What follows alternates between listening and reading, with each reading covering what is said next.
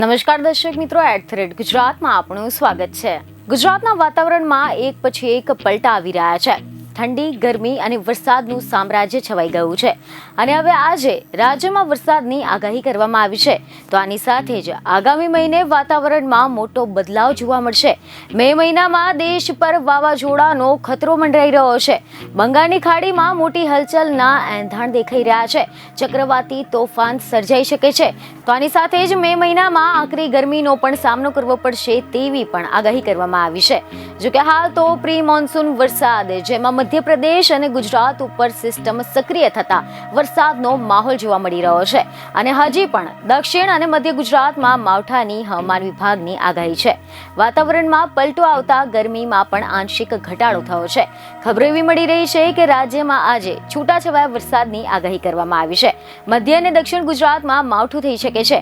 પંચમહાલ, દાહોદ, મહીસાગર, છોટાઉદેપુરમાં વરસાદની આગાહી કરવામાં આવી છે, જ્યારે સુરત અને તાપીમાં કમોસમી વરસાદ થઈ શકે છે।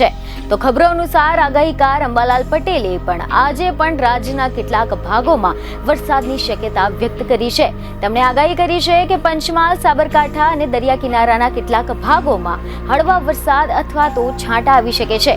ગુજરાતમાં વેસ્ટર્ન ડિસ્ટર્બન્સના કારણે વરસાદની અસર જોવા મળી રહી છે, પરંતુ ત્યારબાદ વાતાવરણમાં ગરમી વધશે। આવતીકાલે એટલે કે 29 એપ્રિલથી વાદળછાયું અને ગુજરાતના કેટલાક ભાગોમાં હળવો વરસાદ પ્રી મોન્સૂન એક્ટિવિટી સાથે રહેવાની શક્યતા છે। જો કે મે મહિનાની શરૂઆતમાં પણ પ્રી મોન્સૂન એક્ટિવિટી થઈ શકે છે। 4, 5 અને 6 મે ગુજરાતમાં પુનઃ ગરમી આવશે। ખબરો એવી મળી રહી છે કે આના બાદમાં 10 થી 14 મે ની વચ્ચે પ્રી મોન્સૂન એક્ટિવિટી ભારે આંધી અને વંટોળ સાથે રહેવાની શક્યતા છે, જેના બાદમાં 20 મે થી ફરીથી ગરમી વધશે। આના બાદમાં ફરીથી 24 અને 25 મે થી પ્રી મોન્સૂન એક્ટિવિટી રહેશે, જેમાં 24 મે થી 4 જૂનની વચ્ચે આંધી વંટોળ સાથે વરસાદ રહેશે।